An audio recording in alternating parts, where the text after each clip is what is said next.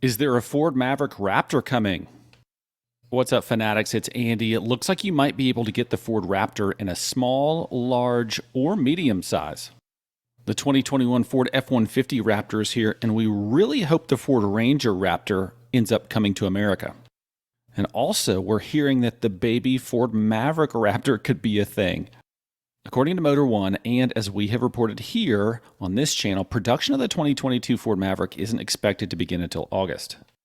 But as you know, that isn't stopping imaginations from running wild. A new rendering from the Ford Maverick Truck Club created how the Ford Maverick Raptor could look. And on this model, instead of having a crossbar running across the grille, it has the Ford letters as the other Raptor models do. The lower fascia also has a bit more of a rugged look with a mesh design that matches the grille. Fog lights sit in the corners and fender flares stick out to protect the beefier off-roading tires. On the rear, you can spot a Raptor badge, and one of those badges can be added to the front sides of the truck as well. A low-profile bumper enhances the departure angle, and you can see the suspension lift a little bit easier. Seeing skid plates and adding a hood with vents to improve air intake would make this variant even more muscular. However, that's just one rendering, and a Ford Maverick Raptor has not been confirmed. And as a bonus on this video right here, our friends at Edmunds have put together a killer recap of the Ford Maverick launch. Here's that video right now. Look, it is the brand new Ford Maverick. It's so brand new, they had to bring back a name from coupes and sedans in the 70s. Whatever. It's cool. It's a compact truck. It's a ute. It's the Maverick. Ford has been flying a flurry of new products at us lately. Stuff like the F-150 Lightning, the Bronco Sport, and the Mach-E. And now this, the Maverick. It is a compact pickup truck with a standard hybrid powertrain. It's for people that need to haul stuff, but like not too much stuff. So, what are the highlights? Well, Ford is saying there will be a base model that'll start near the $20,000 mark. They're also saying they're aiming for 40 miles per gallon in the city on the base version with the hybrid engine, and there'll be options like a 2-liter turbocharged engine that will help this truck become capable of towing as much as 4,000 pounds. So where's this fit in the Ford lineup? Well, it's smaller than the midsize Ranger, and it's kind of what you want from a compact ute. It comes with efficiency, but also just enough capability to get your needs met. And that's exactly what you want from a ute. Now, there are 2 utes on the market. What? Utes. 2 utes. 2 what? What was that word? What word? Utes. Did you say utes? Utes. You know, like utes, youths. Youths, Your Honor? All right. Yeah, utes. Yeah. So you can call it a ute, or you can call it a compact truck. Call it whatever you want. But what this is the new class of compact pickups. It competes with the Santa Cruz we saw a few weeks ago. And this one looks more purposeful. It looks more like a pickup. It's boxy.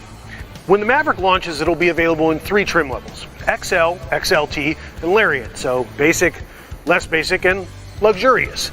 It'll also have packages to come with it later in the year. Stuff like the FX4 package, which will add different wheels and tires, underbody protection, and drive modes like sand or mud.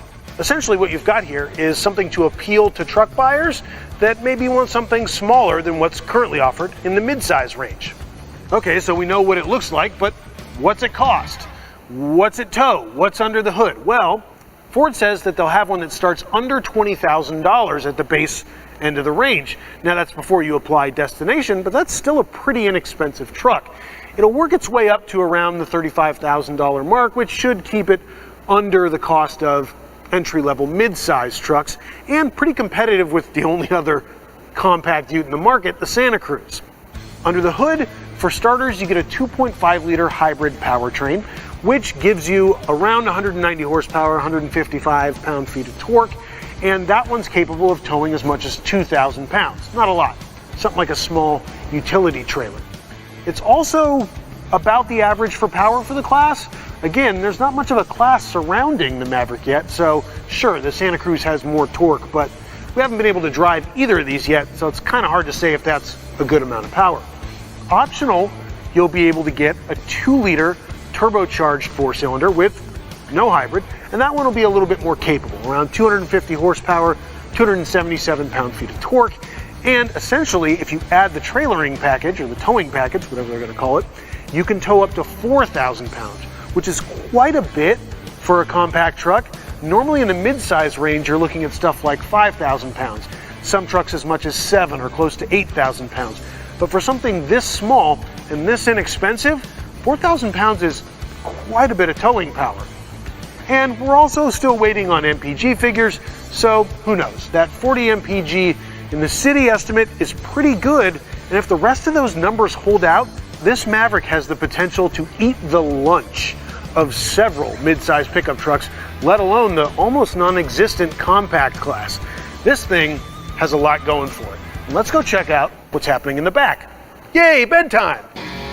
So, the bed, the business end of every truck. Something that you need to rely on if you're gonna own one.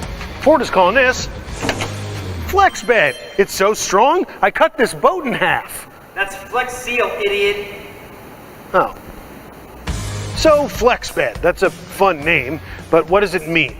Well, to me it translates to compact pickup trucks don't have a lot of space to work with, so they're gonna have to work smarter, not harder. And this bed is 4.5 feet long, only 4 feet wide, but that does mean they can accommodate 4 feet wide sheets of plywood. One of the ways it can do that is with this tailgate, which, if you lift it up, matches the height of the wheel wells inside. Now at this height, the tailgate can hold 400 pounds, fully down 500 pounds. That's enough for you and one of your big friends to sit on it at your local tailgate. And this is a pretty versatile way to make a compact truck feel longer. Now this bed has a payload capacity of 1,500 pounds. That's across the range, which is actually pretty impressive. That's similar to something like a Ridgeline. And really, when you're looking at mid-sized trucks, 1,500 pounds is not a bad payload at all. So in the compact class, that's a really good number. There are also some nicer things here that you're going to be familiar with. Stuff like D-rings and these moving rings to tie down your large loads. But the flex bed bit also refers to these slats in the bed, which you can use to segment up your storage. If you have smaller items, you can build a rack for your bikes, or you can put small items in storage on the side and keep something larger on the other side by using 2x4 and lumber to do so. You can also make a couple false floors with the bed of the pickup truck and basically have a really complicated version of a large trunk. There's also stuff like 110 volt or 400 watt power here, and honestly, this is a really utilitarian area. This is going to be great for anybody that thinks, compact SUV, too small for me, I need a place to throw all my dirty gear.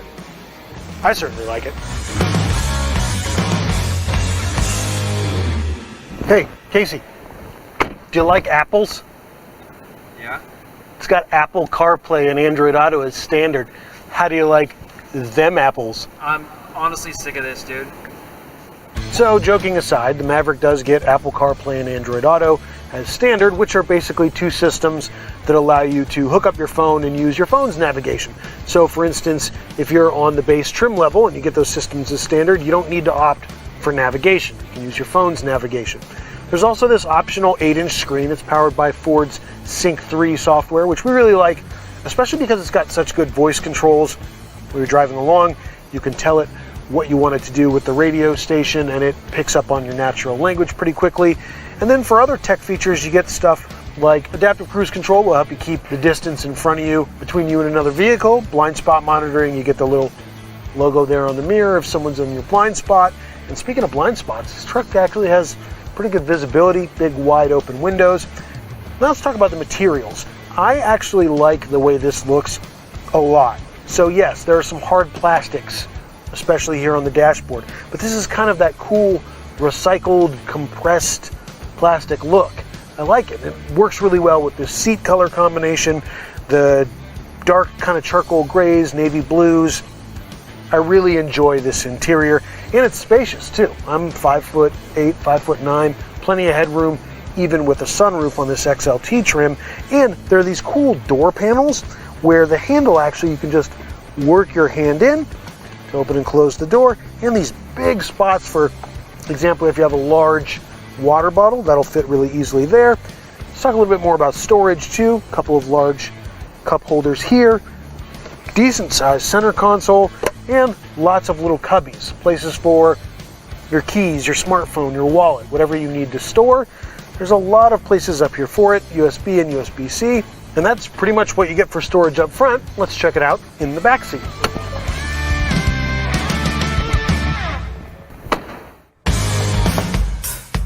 So before I hop in, let's take a look at the storage here. You can pop up the rear seat like you would expect in a pickup, and there's actually a really decent amount of storage here because there's not a big drivetrain component going underneath. There's a lot of underseat storage here and on that side. Now, the passenger side has to accommodate the 12-volt battery in the hybrid model, but with the 2-liter turbocharged engine, you get 2 of these big storage compartments. And Ford also has what's called FIT, or Ford Integrated Tether slots, here in the center console and here under the seat. Now, they'll sell you dealer accessories, sure, stuff like cup holders or, I don't know, whatever you want to put back here. Or you can also get the plans to use your own 3D printer and make whatever you want back here. Shelves or various strange contraptions. I don't know, my imagination isn't that good. But let's pop the seat down and hop in. Now that we're sitting in the back seat, we can see kind of what it's like for sitting behind myself. And that front seat set up for me, and I'm 5'8", 5'9". There's plenty of headroom, and there's plenty of footroom under the front seat, but my shins do kind of rub up against the back of the front seat here.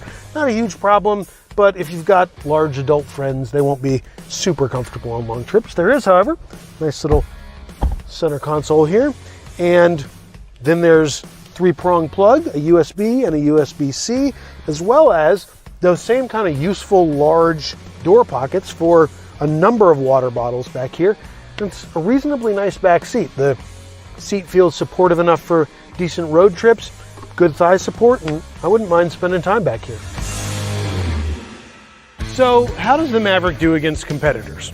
Well, it's hard to say because there aren't really any competitors yet. Sure, there's the full class of mid-sizes, and yeah, there's the Santa Cruz, but we haven't driven that yet. We haven't driven the Maverick yet either, but what I do like is how promising it seems. There's a lot of really good numbers, stuff like payload, stuff like towing, and the really appealing low price. It's also got lots of cool features in the bed, and I love the look of the interior. At Edmunds, we like to have the newest, coolest, most different vehicles in our long-term fleet at any given time. That's where we test them for a full 12 months. And to my mind, we could have 5 different Fords in our long-term fleet right now. Stuff like the Mach-E, the Bronco Sport, the Bronco, the F-150 Lightning, and now this, the Maverick. That's a lot of Fords. And if this thing lives up to all the promises on the spec sheets, and if it's good to drive, Ford could sell 1 billion of these, or whatever number means like a lot. I don't know. So what do you think? Do you think Ford should replicate the success of the Ford F-150 Raptor on the Maverick? Let us know in the comments below. Thanks for watching, Fanatics, and hey, tell your friends about us, and maybe hit one of those videos on the screen right now so that YouTube knows that you like our content.